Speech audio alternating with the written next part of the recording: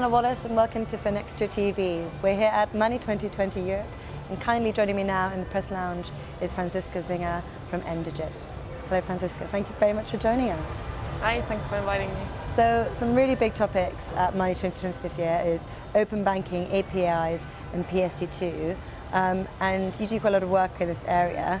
What problems are you solving for your customers in this space?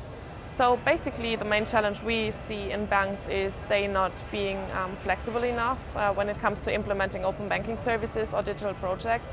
And this on the one hand comes from existing legacy systems that just do not have the capability to integrate third-party providers, for example, but also coming from very long decision-making processes within the banks, having different teams for different areas. And what we solve is, with our open banking platform, we provide them a flexible middle layer where they can get their core banking more flexible, use us as a middle layer and integrate with the digital services in this, and in the same time also reduce decision-making processes. All right, and what do you think lies ahead for European banks?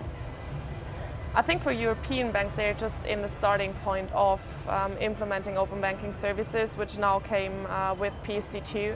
So I think for them now it gets crucial to define the right open banking strategy and to also get the flexibility to implement it and not to be the latest ones to implement something, but try to be the first mover. All right, and what about other markets globally? What activity are you seeing across the board?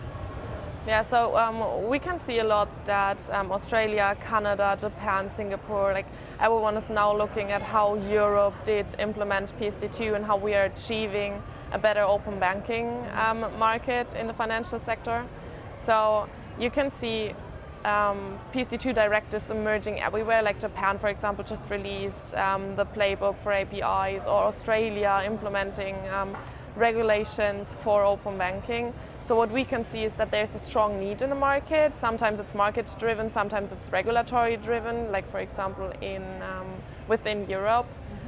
But we can see it evolving everywhere, no matter if there is any regulation or not. Well, certainly some exciting developments ahead. Franziska, I'll let you get back to the event. Thank you very much. Thank you. And thank you for watching.